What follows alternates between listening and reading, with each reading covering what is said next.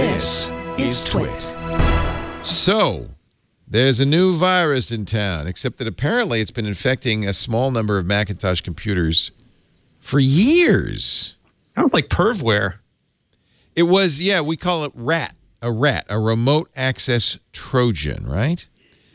The idea was it could take over a computer and watch you. They could capture passwords and take control of the mouse. You know, people have called me. I feel bad now because people have called me on the radio show for years saying, I have a Mac and somebody's watching me. And I almost always said, yeah, no. But maybe they weren't far off. Tell us about this. Was it Firefly? Yeah, it looks like, I don't know too much about it, but it looks like it was recently discovered, but is an older version of malware that would try to spy on people. And Malwarebytes discovered it, right? Yeah. Yeah, and it would call home to these Fruitfly. servers. So they registered one of those servers to see what was happening and saw this sort of information. But it looked like it was very limited in scope because the person either only wanted specific things or didn't want to risk discovery. And it's unclear what sort of, like, you know, all modern Macs, I believe, go through a secure enclave now for the camera. So it's very, very hard to get any form of access to it. But it's unclear when this started, and it's been dormant, apparently, for a while, too. So it was discovered by Patrick Wardle, who's with the security firm Synack. It came to light, he said, in January, after circulating for at least 2 years, Fruitfly, both malware samples capture screenshots, keystrokes, webcam images, information about the affected Mac. There's 2 generations of it. They also collect information of devices connected to the same network. Malwarebytes discovered the variant 1 infecting 4 Macs. And apparently Apple responded to that by updating Mac OS to, you know, what is that tool that they have that will delete malware automatically? I'm blanking on the name now. There's another name, but it's a malware sort of detection system. You know, Apple's done I think a very good job of, without even really making a big deal out of it, protecting Mac users. Wardle's version 2 of Fruitfly has infected a larger number of Macs, and as you say, he discovered that because after analyzing it, he discovered that there were several backup domains that were command and control domains, and they were hard-coded into it. So the domains had not been registered, so he registered them. And he says within 2 days of registering one of the addresses, close to 400 infected Macs connected to the server, mostly from homes in the U.S. Now, he didn't obviously take advantage of his access. He recorded the IP address and the usernames. And I presume with the purpose of, you know, Apple contacting them or somehow fixing that infection. So, and they don't know the mechanism for infection. As you say, Rene, it's kind of thought that perhaps it was created to spy on specific people and then abandoned by its creators. Yeah, I haven't seen much information on it yet. Yeah. Well, we'll find out more tomorrow because he's giving a presentation at Black Hat. Or was that last Wednesday? Is that no, that's tomorrow. Yeah. So, offensive malware analysis, Patrick Wardle, dissecting OS X Fruitfly via a custom command and control server. But what's weird is it's been going on for a long time. The servers still work. People have it on their system. Some small number of people have it. It's very strange because like usually you talk about thousands of people being infected, not hundreds. Right. Of the 56 AV products for Macintosh, only 19 detected. And that's only because it was discovered. So we now know Macs get viruses. Not that that's a surprise to anybody. And that this weird one has been around for a while. Is there any concern, cause for concern? I mean, we've thought for a long time it's an economic crime, right? Like it has to be worth your money to target Mac users. In this case, it sounds like it was a very specific intent, and he was willing to go to this trouble to do it. Right, he or she or whoever. Yeah. They also say it's written in Perl, so they think it's probably pretty old because nobody writes exploits in Perl. Although at one time it was the hacking language of choice, and so it could have been around for a very long time.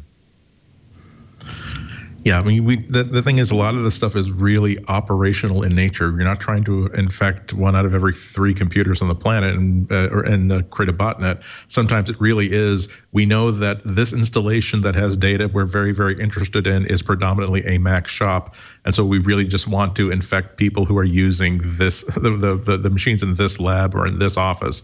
So, and you can roll out variants of common viruses for pretty much any operation that you want. So that's why you often find, people have told me that you often find these sort of like siege machines 3/4 of the way built that the grass and the trees are now sort of slowly overtaking because they were built for one purpose, a war that never came, but there was no need to pull the infrastructure down, so it was just out there somewhere. It's just sitting out there. Well, apparently it still can affect Yosemite, or works on Yosemite. If you have it. Go ahead. I'm sorry, Alex. Oh, no, and then sometimes pulling it down will get you in more trouble. I mean, you're exposing yourself as a hacker again to take the infrastructure out, so you're better off just leaving it there. And also, given these things are invisible, why would you want to pull it down?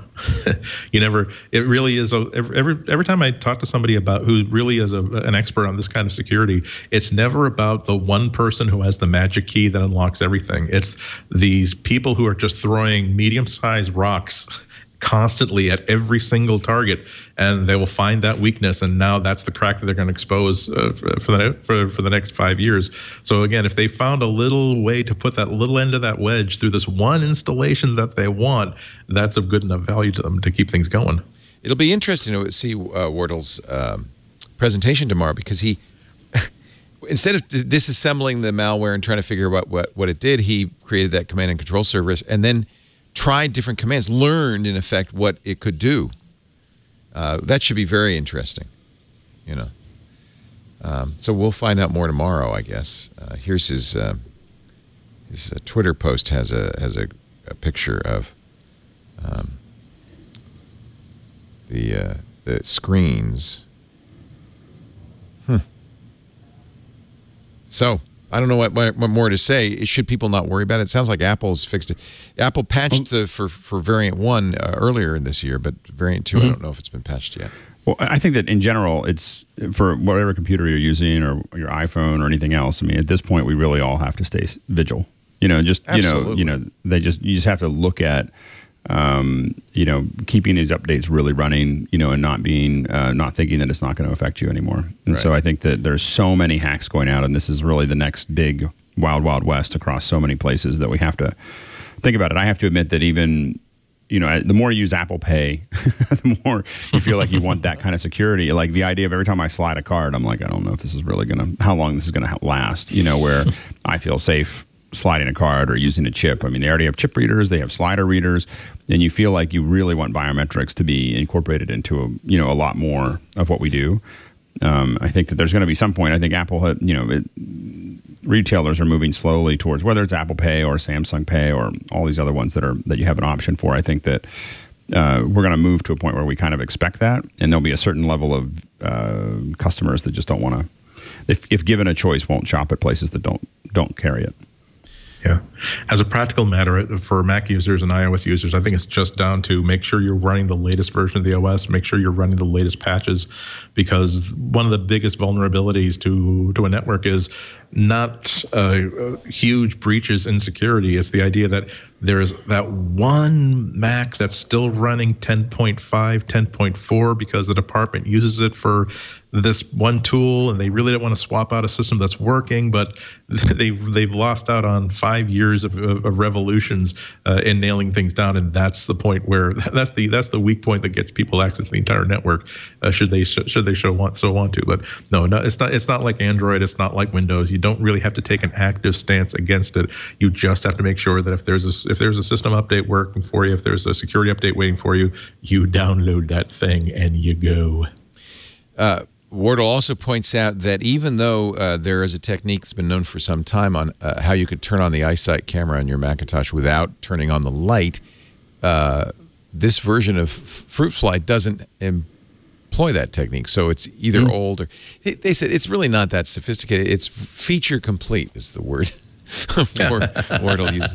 And again, my understanding is that they've shoved that into the secure enclave now, so it's almost impossible to get around that. Yeah. Yeah. If you're interested, though, Wardle has a whole set of OS X security tools that you might be interested in at his website, objective-see, get it, .com, objective-see.com. Knock Knock, see what's persistently installed on your Mac. Task Explorer, always useful. Block provides continual protection by monitoring persistence locations. I don't even know what that means. Ransomware, and a lot more. This is very cool, and these are all free. So, yeah. And it's also not a bad idea just to put a sticker or something in front of your iSight camera. I always have something in front of the camera because mostly it's because I'll have like a phone briefing or a web meeting briefing, and I didn't know they wanted to see the camera as well.